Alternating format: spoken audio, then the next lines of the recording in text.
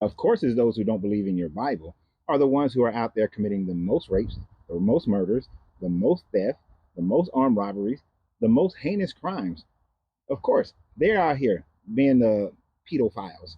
They're out here doing all that. Of course, theists aren't the ones who are doing this sort of things.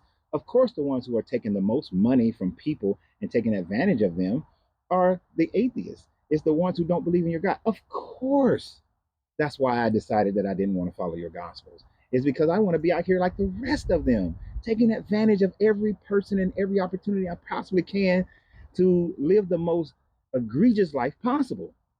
That's exactly why I don't want to follow your gospels. But then again, the IRC reports that the overwhelming majority of people who are incarcerated right now for every type of crime are theists. Isn't that interesting? And then when you look at countries that have the most atheists, and I'm not claiming to be an atheist, but who have the most atheists, they have the lowest crime rates. Now, of course, somebody may throw out a country like Vietnam, which has 81% atheism. But when you look at a country like Vietnam, what is the problem? The problem is poverty. The poverty rate is incredibly low or incredibly high. So therefore, there are more crimes. So crimes really don't have anything to do with it at all, right? That's what we can probably agree upon. But isn't it interesting that those countries that are filled with atheists, based on your thought process, it would suggest that they should be just crime ridden, but they're not. Those countries have healthcare systems that take care of everybody. Those countries have educational systems that takes care of everybody. Isn't it interesting that the most non-theistic countries are more beneficial to their people than anybody else? That their average income is higher than everybody else. Isn't that interesting? They live longer than anybody else. Very interesting information there, isn't it? Yes, of course it is. Now to more of a personal thing. Now, do I desire to take 10% of my income and give it to a pastor who's going to just go and buy them a new car and have them a big old house and then run around in nice suits and things of that nature off of my dime for them providing me some information that I can go and research for myself? Of course, I don't want to do that. So, no, I'm not going to follow your gospels. But then again, in your gospel, it says that you should hate your mother and father and give up all your possessions and follow me. Isn't that what he told the rich young ruler? That, yeah, you might be following those 10 commandments, but I need you to give up all your possessions and follow me. And he couldn't do it.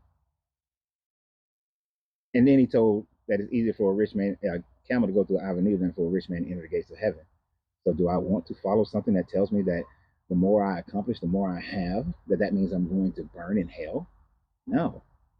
Do I want to follow a religion that tells me that if I don't do everything as perfectly as this God desires for me to do or believe in this one character, that I'm condemned to hell, the hell that he created based on the sin that he created? No. I'd rather live a life of peace and tranquility, one that is not filled with fear of going to hell, fear of disappointing some God, fear of everybody else's opinion. I mean, y'all can't even get it right. There are 40,000 denominations of Christianity, and all of them are arguing over who's right and who's wrong. So you don't even know which one to follow. You're just following the one that you was born into, or you're following one that you may have been born into, but then augmented it with a different variation of it, like you switch from Baptist to AME, or you switch from, Catholic to Hebrew Israelite, or something like that. But you're still kind of remaining in the same thing.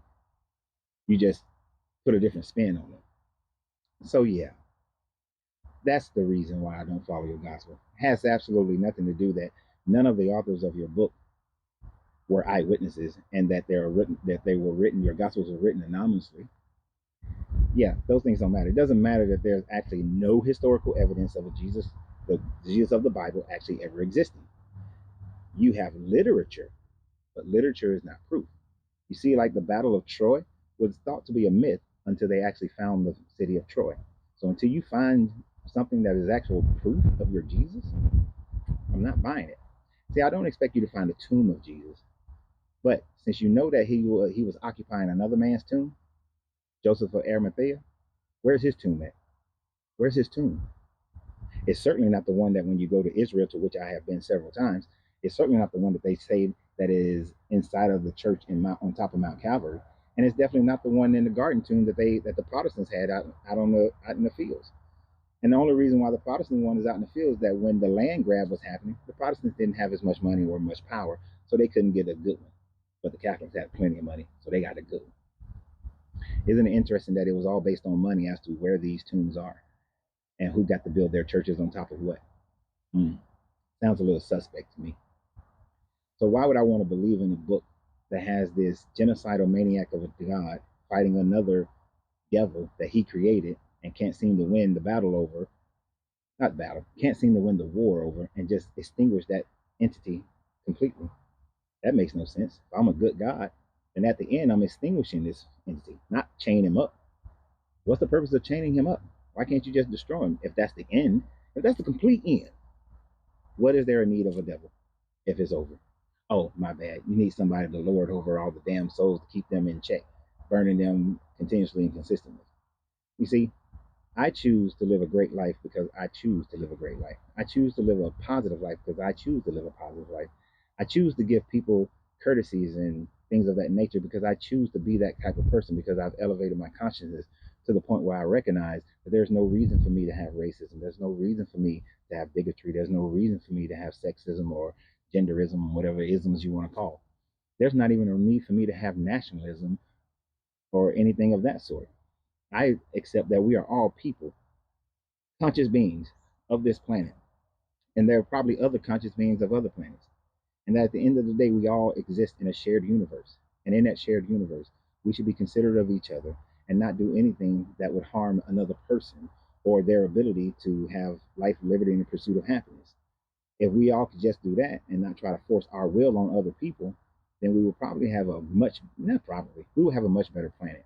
Instead of people trying to force their will on other people based on some dudes who didn't even understand how the rotation of the sun works or how the earth rotates around the sun, and who couldn't even understand how hurricanes come about and how earthquakes happen and how volcanoes happen, that they weren't technologically advanced enough to understand those forces of nature and therefore attributed those things to a God, to a deity. Only Matthew records an earthquake happening at the time that Jesus died, but yet nobody else recorded it. I think everybody would have recorded an earthquake if it had happened. And then they attribute that to a deity, to a God. They see a comet in the sky and think it's an omen. And yes, you have astrology in your book. They follow the star in the east that hovered over Bethlehem. Stars don't do that. Comets don't do that. There's actually no object that does that except for helicopters. So was it a helicopter that hovered over Jesus' house with a big old bright light and the wise men followed it? And supposedly they was following it east. Yet Bethlehem is south of Jerusalem. And they left from Jerusalem to go to Bethlehem. Why would I follow something that makes absolutely no sense? You have a great day. And remember always, you got to free yourself to be yourself because your greatness is non-negotiable. Good journey, good vibrations.